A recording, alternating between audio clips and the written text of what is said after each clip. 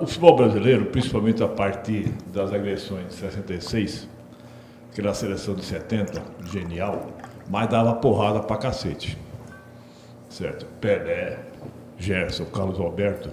Lembro de uma cena do Brito, zagueiro da seleção, que o atacante Lee estava infernizando a defesa brasileira, lá, ofendendo, então, não sei o quê. Nas costas do juiz, deu-lhe uma porrada na cabeça tal, do Lee. O Lee jogava entrando pela ponta direita e foi jogar na ponta esquerda. Aí começou as histórias do fair play. Famoso, até a palavra, né? Inglesa, colonizada, do fair play. Não, tem que jogar com educação, tem não sei o quê, não pode fazer isso, não pode fazer aquilo. Tá? Que eu acho que é uma maneira, porque é o seguinte, somando a arte com a porrada, você inclusive impõe, já que não dá, você não respeita a arte, você vai respeitar na porrada. Certo? Quer dizer, você está sendo altivo. Eu tinha até antes da Copa, uma certa opinião, porque eu mal acompanho o futebol europeu. Se dizer mal até é muita coisa. Eu prefiro assistir um jogo do Remo com o Águia do Pará do que assistir qualquer jogo do Campeonato Europeu. Então, basicamente, por isso também, até tirando um outro jogador, eu basicamente nem conhecia essa seleção. Né? Conheço os jogadores que jogam aqui. Essas são as minhas referências. E aí que eu realmente passei a ver o Neymar através dos vídeos, só que e o Neymar, eu acho que o que ofende o europeu não é o cai-cai, até porque eles que costumam fazer muito, é que o Neymar, ele olha no olho do cara, ele olha no brancão lá e manda ele para aquele canto, certo? Ele olha na cara do brancão, certo? E dá risada na cara dele. Certo? Se marcar, ele gosta. Falou, sou branqueiro de merda.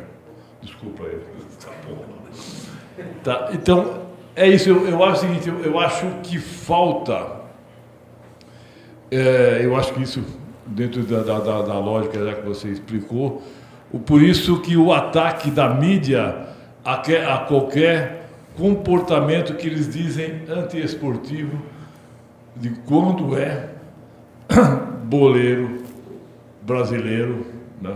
E em geral sul-americano, porque o Uruguai é isso, porque a Argentina é isso, ou seja, tu no bando, aqui no Brasil um bando de negro, na Argentina, no Uruguai um bando de índio, tá? Eu gostaria de saber se, até onde eu estou correto ou até onde eu estou errado. Não, eu estou totalmente de acordo. Queria inclusive citar um caso que eu acho que é um caso decisivo nisso que você falou. Eu, na época, assisti todos os jogos da eliminatória para a Copa de 1970,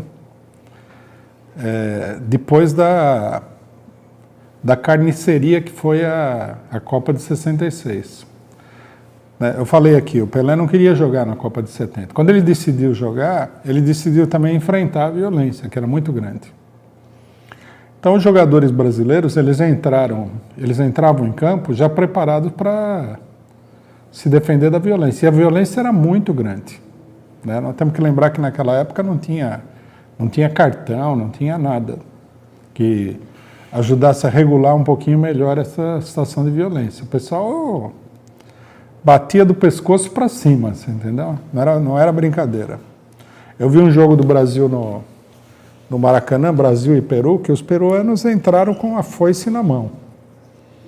Aí o Gerson, que não era jogador do fair play, né? Era um jogador jogador de futebol mesmo, de rua, de várzea, que se transforma num grande jogador profissional. Ele deu uma entrada num peruano lá que o peruano foi hospitalizado, quebrou a perna do peruano. Aí saiu a maior briga, e os jogadores brasileiros brigaram.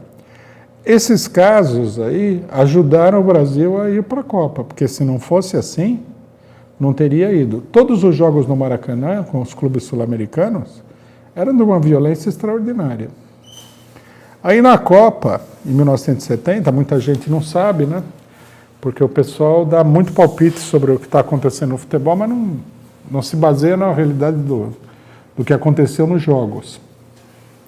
O Brasil enfrentou o Uruguai, né? E o Uruguai a gente sabe como é que é, aquele time ultra carniceiro, né? Uma característica típica dos uruguaios, é o futebol europeu na América do Sul. E os uruguaios, eles estavam naquela política de pisar gentilmente no pescoço do jogador brasileiro e tal. Chegaram a fazer isso daí. Aí teve uma reunião, no meio tempo, teve uma reunião no vestiário, os jogadores brasileiros olharam e falaram assim, ó, a gente dá um tranco nesses uruguaios, vamos perder o jogo. Aí, isso é uma história, não? O Pelé teria dito, não, deixa comigo. Aí o Pelé, numa jogada, ele se antecipou, passou na frente do zagueiro uruguaio. O zagueiro uruguaio veio atrás aquele negócio, né, de vou te matar e tal. E o Pelé, discretamente, deu uma cotovelada na cara do uruguaio. Meio que aquele negócio que todo mundo que joga futebol, né, e que não acredita nessa bobagem do fair play, porque o fair play, o jogo limpo, ele teria que ter, é que nem guerra limpa, né? Depende que o adversário não use nenhuma coisa estranha, aí você se compromete. Mas que guerra que o adversário vai cumprir todas essas regrinhas e tal. Depois que o Pelé deu essa cotovelada na cara do Uruguai, eu acho que eles chegaram nos uruguaios e falaram, toma cuidado aqui que, né, o pau que bate em um, bate em outro também. Os uruguaios acalmaram, o Brasil ganhou o jogo. Isso daí era comum.